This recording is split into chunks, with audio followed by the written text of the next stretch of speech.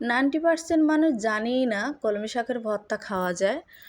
আমরা অনেকেই জানি কলমি শাক ঝোল করে গুঁড়ো মাছ দিয়ে রান্না করলে ভালো লাগে।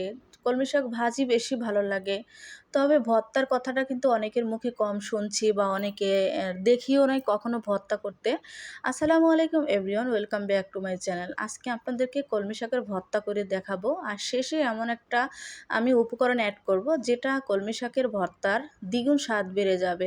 তাই বলবো ভিডিওটা স্কিপ না করে সম্পূর্ণ দেখার অনুরোধ রইল। তো প্রথমে এখানে আমি নিয়েছি 1 আটি কলমি শাক। কলমি শাকগুলো একদমই কচি, আর কলমি শাকগুলো আমি একদম শক্ত যে অংশটা সেটা ফেলে দিয়েছি। এখন কলমি শাকটা ধুয়ে ভালো করে পরিষ্কার করে ছোট ছোট করে কেটে নেব।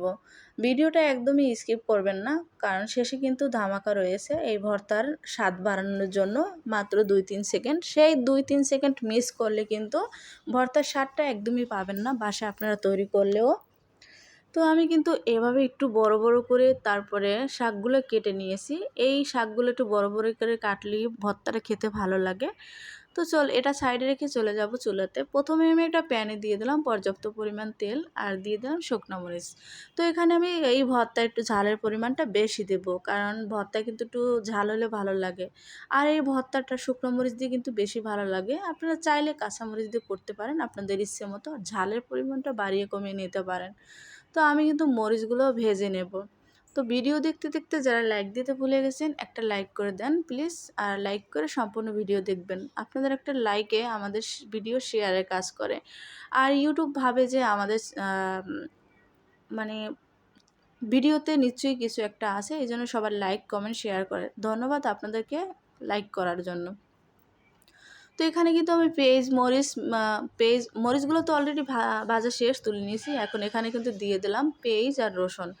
এখানে কিন্তু পেঁয়াজ রসুনের পরিমাণটা আমি একটু বেশি দিয়েছি, কারণ এই ভর্তায় একটু পেঁয়াজ রসুনের পরিমাণটা বেশি দিলে ভালো লাগবে। অবশ্যই রসুন দিবেন, কিন্তু এটা একদম দিতেই হবে। তো আমি কিন্তু একটু লাল লাল করে ভেজে নেব।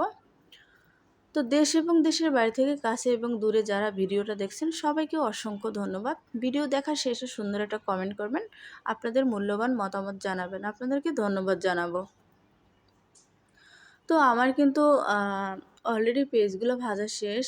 এখন এটাকে আমি তুলে নেব। আমার চ্যানেলে এরকম অসংখ্য অসংখ্য ভর্তা রেসিপি আছে। ভর্তার লাভারেরা চাইলে আমার ভর্তা রেসিপিগুলো দেখে আসতে পারেন। ঘরোয়া উপকরণ দিয়ে আমি কিভাবে সহজে অমৃত স্বাদের ভর্তা তৈরি করি সেটা আমার চ্যানেলে গেলে দেখতে পারবেন। আর অনেক অনেক নাস্তার রেসিপিও আছে, সেগুলো চাইলে আপনারা ঘুরে দেখে আসতে পারেন। তো এটা সাইডে রেখে তারপর আমি এই ফ্যানে দিয়ে দেবো কলমি শাকগুলো কেটে রাখা। তো কলমি শাকগুলো দিয়েছি সেটা মানে উঠে নাই, প্লিজ আপনারা তো বুঝতেই পারতেছেন। তো এখানে কিন্তু আমি হাফ টেবিল চামচ লবণ দিয়ে তারপর ঢাকনা দিয়ে ঢেকে দেবো, কলমি শাকটা যেন একটু কমে যায় এই জন্য। তো এখানে কিন্তু কলমি শাকের কোনো রকম পানি দেওয়ার দরকার নেই, এমনি কলমি শাক থেকে পানি বের হবে। তো ঢাকনা তুলে কিন্তু আমি নেড়ে দিচ্ছি। বেশি ঢাকবেন না, তাহলে কিন্তু কলমি শাকের যে একটা সুন্দর সবুজ কালার থাকে সেটা কিন্তু একদমই নষ্ট হয়ে যাবে। আর ভর্তাটা একদম কালো কালো লাগবে, খেতে ভালো লাগবে না। আর যে কোনো ভর্তা হোক সবজি হোক বেশি ঢাকনা দিয়ে ঢাকতে হয় না, তাহলে কিন্তু কালারটা নষ্ট হয়ে যায়। আর এই পর্যায়ে চুলার হিটটা কিন্তু একই রকম রাখতে হবে। তো আমি কিন্তু আরেকবার ঢাকনা দিয়ে শুধু ঢেকে দেবো, বেশি ঢাকবো না। তো ঢাকনা দিয়ে আমি 2-3 সেকেন্ডের জন্য রেখে দিয়েছি। তো দেখুন অনেকটাই কমে গেছে আর অনেকটাই সেদ্ধ হয়ে গেছে। এখন এটাকে ভালো করে নেড়ে চেড়ে তারপর আরও ভাজা ভাজা করে নেব। আর এই কলমি শাকে কোনো রকম পানি থাকলে ভর্তাগুলো কিন্তু একদমই পানিসা পানিসা লাগবে, খেতে ভালো লাগবে না, স্বাদও পাবেন না। আর আপনারা রেসিপিটা দেখে বাসায় বিশ্বাস করবেন, ট্রাই করবেন, দেখবেন ভালো লাগে। তো আমার কিন্তু শাকগুলো হয়ে গেছে, এটাকে নামিয়ে নেব। তো এখানে আমি বাটনাতে তারপরে মরিচগুলো পিষে নেব। আপনারা চাইলে পাটায়ও করতে পারেন, কোনো অসুবিধা নেই। অনেকেই আছে বাটনা দিয়ে করতে পছন্দ করে, বাটাবাটি ঝামেলা ছাড়া। তো মরিচগুলো তো অনেক আগে ভেজে রেখেছি, তাই একটু মরিচগুলো কেমন জানি মানে মশমশা টাইপটা নাই, কেমন জানি হয়ে গেছে, তাই একটু কষ্ট হচ্ছে, একটু আস্তে আস্তে টাইপের। তো এটা তো সমস্যা নাই, যখন ভর্তাটা খাবো মরিচগুলা মুখে লাগলে ভালো লাগে।